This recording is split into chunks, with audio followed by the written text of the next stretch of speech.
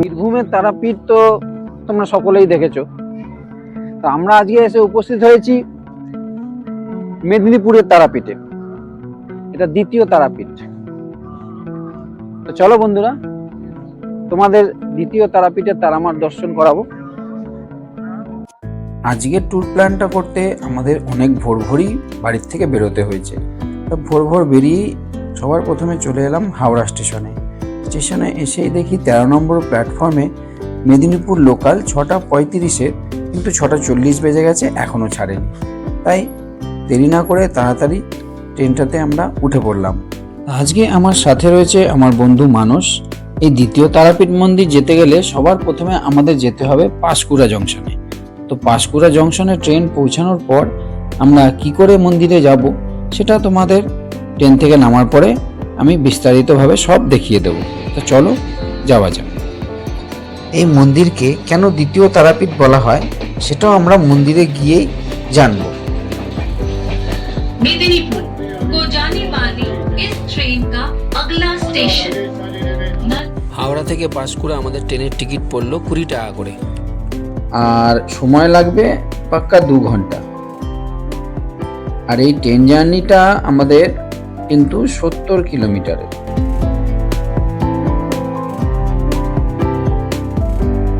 Train journey করতে আমার কিন্তু দারুণ লাগে।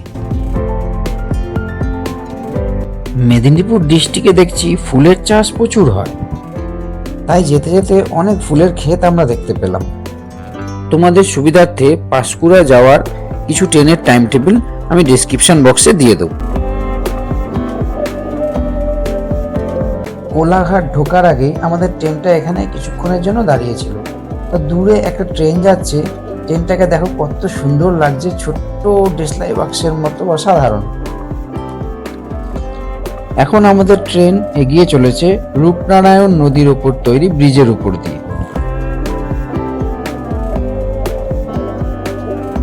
ট্রেনের দুধার দিয়েই তোমাদের একটু এই রূপনারায়ণ নদীর ভিউটা ভালো করে দেখিয়ে দিলাম।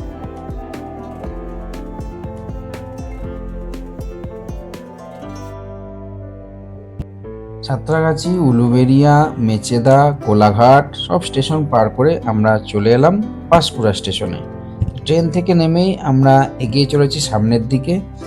সামনের দিকের লাইনটা টপকেই একটা সাইকেল গাড়ির গ্যারেজ আছে। ওই যেখানে দেখা যাচ্ছে গ্যারেজটা, ওই গ্যারেজের মধ্যে দিয়েই আমরা মেন রাস্তায় গিয়ে উঠব। বন্ধুরা, তোমরা চাইলে ফুট ওভারব্রিজ পার করে 1 নম্বর প্ল্যাটফর্ম দিয়ে বাইরে বেরিয়েই এই রাস্তাটা ডান হাতে পেয়ে যাবে। তার ডান দিকে একটুখানি হাঁটার পরেই আমরা চলে এলাম পাঁশকুড়া বাস স্ট্যান্ডে। এখান থেকে আজকে আমরা বাস ধরবো। বাসে করে আমরা যাব যশোরা কালীবাজার। সামনে এই বাসটা দাঁড়িয়ে রয়েছে গোপীগঞ্জ পাঁশকুড়া, এই বাসে করেই আমরা আজকে যাব। আর পেছনে আর একটা বাস রয়েছে ঘাটাল পাঁশকুড়া, ওই বাসটাতে করেও যাওয়া যায়। বাসে আমাদের ভাড়া নেওয়া হলো 20 টাকা করে, আর সময় লাগলো ওই আধা ঘন্টা মতো। দিয়ে আমরা পৌঁছে গেলাম যশোরা কালীবাজার। বাস থেকে নেমেই সবার প্রথমে আমরা একটু আখের রস খেয়ে নিলাম। আখের রসটা কিন্তু খুব দারুণ বানিয়েছিল, আদা, কাঁচা হলুদ, লেবু দিয়ে অসাধারণ সুন্দর টেস্ট হয়েছিল। আখের রস খেয়ে আমরা এবার সামনের দিকে একটু এগিয়েই পেয়ে গেলাম এই বাঁদিকের রাস্তাটা।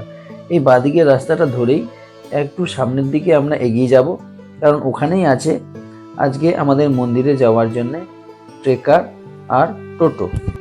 তো বন্ধুরা, তোমরা যদি সকালের ব্রেকফাস্টটা না করে থাকো তাহলে পাঁশকুড়া স্টেশনে নামার পরে ওখানেই করে নিও, কারণ এখানে আমি একটা মিষ্টির দোকানে পরোটা আর তরকারি খেয়েছিলাম, আমার কিন্তু মোটেও ভালো লাগেনি। মন্দিরে পৌঁছানোর বাকি জার্নিটা আমাদের এই সামনে দাঁড়িয়ে রয়েছে ডান হাতে টোটো আর ট্রেকারগুলো রয়েছে, এতে করেই করতে হবে। তো চলো বন্ধুরা, আমরা এবার কিসে চাপবো দেখি। তো আমরা এখন ট্রেকারে উঠে পড়েছি। ট্রেকারে করে আমরা যাব এখন চকগোপাল মোড়। ট্রেকারে ভাড়া নেবে 15 টাকা করে। তো চলো যাওয়া যাক। ট্রেকার ছাড়বে 10টার সময়, তাই আমরা ট্রেকারে উঠে বসে আছি, এখনও 10টা বাজেনি। আর এই পাশে দেখতে পাচ্ছ একটা খাল, এই খালটার পাশ দিয়েই কিন্তু রাস্তাটা মন্দিরের দিকে যাচ্ছে। তোমরা যদি আসো বন্ধুরা, তাহলে মনে হয় টোটোর থেকে ট্রেকারটাই বেস্ট হবে, কারণ এদিকে রাস্তাঘাট অতটা ভালো নয়, তা ঝাঁকুনি প্রচণ্ড হবে, তাই টোটোর থেকে ট্রেকারটাই আমার মনে হয় বেশি ভালো হবে।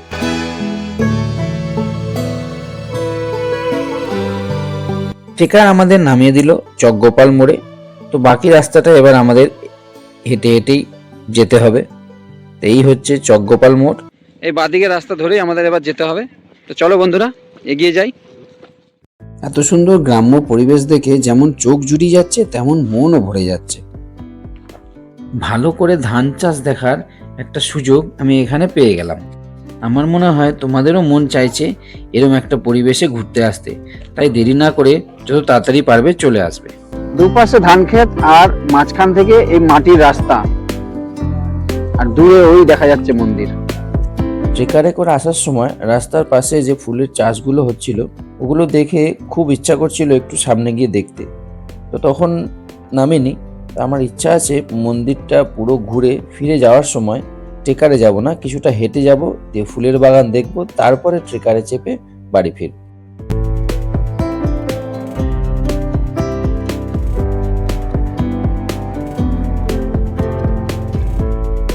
তো ফাইনালি আমরা পৌঁছে গেলাম মন্দির চত্বরের একদম গেটের সামনে।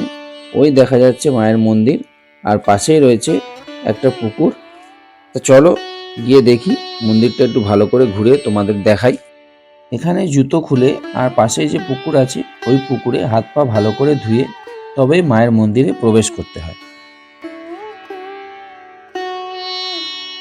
আমরা জুতো খোলা হয়ে গেল, এবার আমরা পবিত্র কুণ্ডে একটু হাত পাটা ধুয়ে নেবো, তারপর যাব ডালা নিয়ে মার কাছে পুজো দিতে। এই পুকুরে অনেক লোক স্নানও করছে, তাই বন্ধুরা তোমরা যদি কেউ স্নান না করে এসে থাকো, তাহলে এখানে স্নানও সেরে নিতে পারো।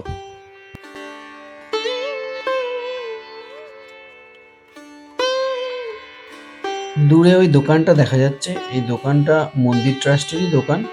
তা এখান থেকেই আমরা আজকে পুজো দেওয়ার জন্যে ডালা সংগ্রহ করে নেব। এখানে 31 টাকা, 51 টাকা, আরও অনেক দামেরই ডালা রয়েছে। তো আমরা 31 টাকারই দুটো ডালা নিলাম। ডালা নেওয়ার পরেই আমরা একটুখানি খুঁজে নিলাম কোথায় ভোগের কুপন সংগ্রহ করা যায়। তো পাশেই দেখলাম দাদাটা বসে আছে, ওনাকে জিজ্ঞেস করাতে উনি বলল যে ভোগ খাওয়ানো হয় 1:15 থেকে, আর ভোগের কুপন মূল্য 51 টাকা করে। এই মায়ের মন্দিরের দরজা খোলা থাকে সকাল 7টা থেকে বেলা 11:30 পর্যন্ত, আর বেলা 11:30 থেকে দুপুর 12:30 পর্যন্ত মাকে ভোগ নিবেদন করা হয়, তাই গর্ভগৃহের দ্বার বন্ধ থাকে। বেলা 12:30 থেকে 1:30 পর্যন্ত আবার মন্দিরের দ্বার খোলা থাকে। আবার বেলা 1:30 থেকে 3টে পর্যন্ত মায়ের বিশ্রাম পর্ব, তাই গর্ভগৃহের দ্বার বন্ধ থাকে। দুপুর 3টে থেকে আবার 9টা পর্যন্ত মায়ের মন্দির খোলা থাকে। রাত্রি 9টার পর মায়ের মন্দিরের দ্বার বন্ধ থাকে। এই মন্দিরের বিশেষত্ব হচ্ছে 51টা যেহেতু সতীপীঠ আছে, তাই এই মন্দিরে সিঁড়িও আছে 51টায়, আর তারপরেই আছে মায়ের গর্ভগৃহ। তা চলুন বন্ধুরা মার দর্শন করে আসি। এই মন্দিরে মায়ের পূজা নিবেদন, ভোগ নিবেদন, আরও যা যা নিয়ম আছে সবই পালন করা হয় বীরভূমের তারাপীঠ মন্দিরের আদলে, ওখানকার নিয়ম অনুসারে।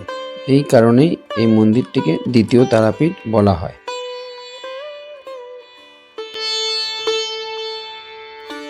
51টা সিঁড়ি উঠতে যদি কারো সমস্যা হয়, তাই জন্য জায়গায় জায়গায় এরকম বসার জন্য, বিশ্রাম নেওয়ার জন্য ব্যবস্থাও করা রয়েছে, কারো যাতে কোনো অসুবিধা না হয়।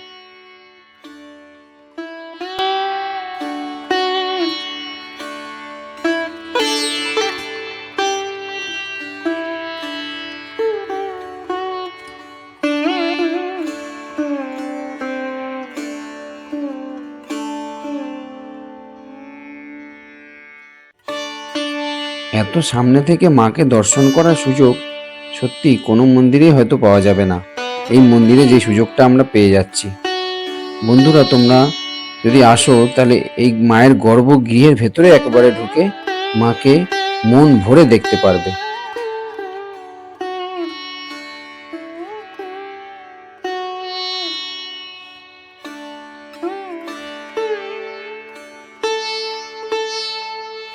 এই মন্দিরটি স্থাপন করা হয়েছিল 2021 সালে। মানুষ কেমন লাগে ঘুরতে এসে বল? হ্যাঁ। দূরে দেখা যাচ্ছে ওইখানে দেখো বামাখ্যাপার মন্দির। আর এই মায়ের মন্দিরের ওপর থেকে চারিদিকের ভিউটা তোমরা একবার দেখে নাও। দেখো কত ধান ক্ষেত, দূর দূর অবধি খালি ধান ক্ষেত, তাল গাছ, আর কিছু নেই। আর এত বড় জায়গা নিয়ে রয়েছে মায়ের মন্দির, সত্যি অপূর্ব লাগছে।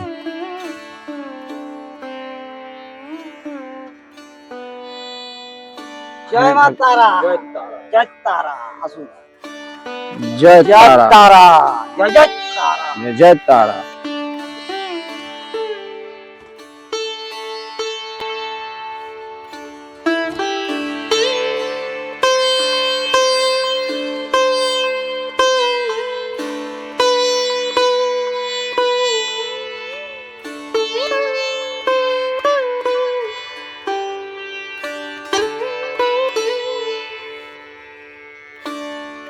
মায়ের মন্দিরের বাইরেই ডান হাতে রয়েছে অনেক রেস্টুরেন্ট, হোটেল আর মিষ্টির দোকান। তা তোমরা যদি মায়ের ভোগ সংগ্রহ করার সুযোগ না পাও তাহলে এখানে এসেও খেতে পারবে। তা কি কি হোটেলে পাওয়া যায় সেটা তোমাদের পরে জানাচ্ছি, তার আগে একটু বামাখ্যাপার মন্দিরটা দর্শন করে আসি। চলো বন্ধুরা, এবার আমরা বামাখ্যাপার মন্দিরটা একটু দেখে আসি। মন্দিরের বাঁদিকে এই যে এখানে রয়েছে শৌচালয়, আর এর পাশ থেকে এই যে মাটির রাস্তাটা, এটাই চলে যাচ্ছে বামাখ্যাপার মন্দিরের দিকে।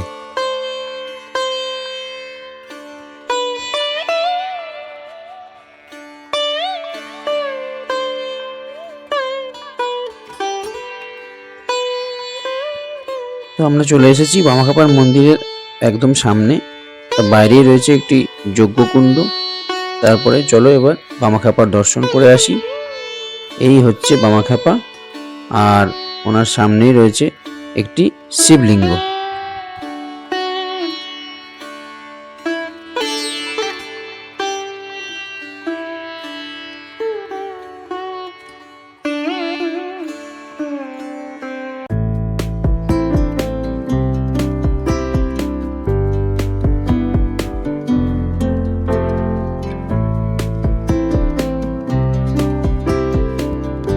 এই হচ্ছে হোটেল। হোটেলে সবজি ভাত, মাছ ভাত, ডিম ভাত, মাংস ভাত সবই পাওয়া যায়। আবার সঙ্গে চাউমিন, ডিমের টেবিল, এগ রোল, ডিম টোস্ট, চপ, বেগুনি, ঘুগনি, পরোটা সবই পাওয়া যায়।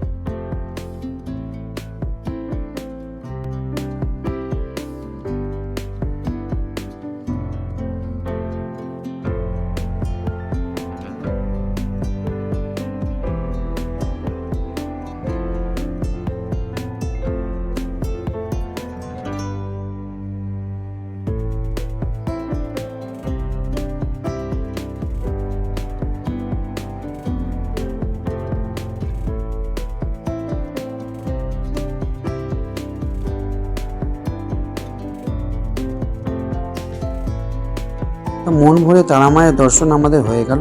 এইবার আমরা যাব হেঁটে হেঁটে ফুলের বাগান দেখতে। তা ট্রেকারে আমরা আর উঠিনি। এবার হেঁটে হেঁটে অনেকটা আসার পরে বাহাতে আমরা এই ফুলের বাগান পেয়ে গেলাম। এবার যতদূর যাচ্ছি খালি ফুলের বাগানই দেখতে পাচ্ছি, তাই ঘুরে ঘুরে আমরা মন ভরে ফুলের বাগানগুলো একটু দেখে নিলাম। তো বন্ধুরা, তোমরা যদি তারা মায়ের দর্শন করার আগে মনে করো যে একটুখানি আমরা গাঁদা ফুলের বাগান দেখে নেব, তাহলে তোমাদের তারা মায়ের দর্শন করা হয় আগে, না হলে পরে। মাঝপথে ট্রেকার থেকে একটুখানি নামতে হবে। ট্রেকার থেকে নামলেই তোমরা এই এত সুন্দর এই গাঁদা ফুলের বাগানগুলো রাস্তার ধারে যাওয়ার সময় ডান হাতে আর আসার সময় বাঁ হাতে দেখতে পাবে। যতদূর অবধি চোখ যাচ্ছে ততদূর অবধি গাঁদা ফুলেরই বাগান। চাইলে একটু নেমে অবশ্যই দেখে নেবে।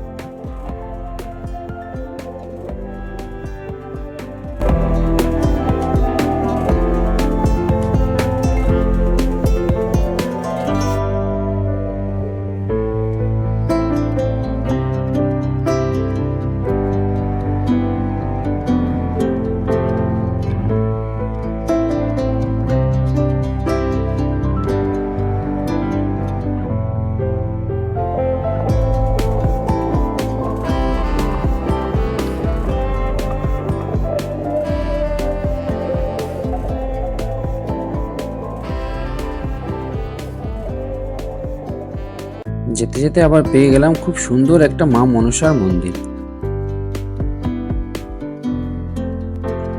তো বন্ধুরা, তোমাদের যদি আমার এই উপস্থাপনা ভালো লেগে থাকে তাহলে একটা লাইক করে আমাকে একটু অনুপ্রাণিত করো, আর আমার চ্যানেলটাকে একটু সাবস্ক্রাইব করে দিও। দেখা হবে তোমাদের সাথে আবার একটা নতুন ভিডিও নিয়ে। তোমরা সবাই সুস্থ থেকো, ভালো থেকো। ভিডিওটা শেষ অবধি দেখার জন্য তোমাদের অসংখ্য অসংখ্য ধন্যবাদ। টাটা।